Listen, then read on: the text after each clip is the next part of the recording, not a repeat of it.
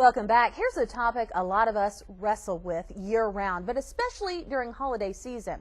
When and who and how much should you tip? Jay Ritchie has a few words of advice now in his Consumer Confidential. Jay? Lisa, of course, it's the season for giving, but some of us feel guilty we don't give enough, especially to people who provided us with some valuable services through the year. Here are a few guidelines you can use so you don't feel you're not doing enough. To say good morning. Child care providers are on the list of people you'll want to tip. They certainly do something valuable for you. But John Akeel of the Better Business Bureau says you can get swamped under gobs of gratuity information. You know, there are lots and lots of tips out there on how much to tip. Your hairstylist might deserve one. And Jennifer Barker says there aren't really any rules. We are similar to the restaurant business where around 20% is kind of generally what's accepted. But I would say that tips often reflect how well we do our job. But Keel says consider that 20% figure to be a benchmark. Tipping is just a very, very personalized thank you for the service that you were provided all year long. So, you know, take that and use it as a measurement. Do you tip more or less than that? It depends on your personal relationship with that individual and with that company. Landscapers and yard workers often deserve tips. And Ryan Curry says that generosity adds up nicely.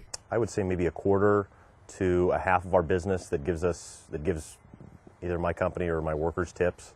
It's not expected necessarily, but we always appreciate it. But believe it or not, most service providers consider other acts of kindness better than cash. Tips come in many different forms. I've had customers oftentimes, we've been given sports tickets. You can tip them by referring more customers to them.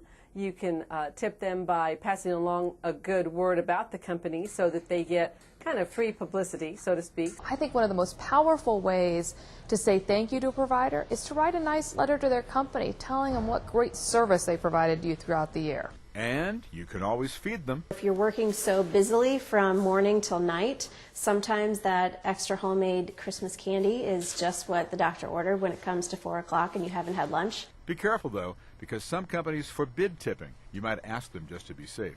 Some of them have a different policy, so all their workers are treated equally. Other companies have what we call tipping pools, and they contribute to a pool that then is distributed evenly amongst the employees. But never think that a tip is a requirement of your service agreement. You know, tipping is not an obligation, although some people do consider it an obligation, but it's really a thank you for the service that's provided.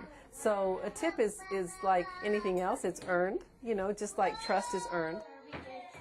And think about this if you should refer someone to a service provider instead of giving him cash. Keel says the tip is a short-term gain, but that referral could lead to an even bigger long-term benefit.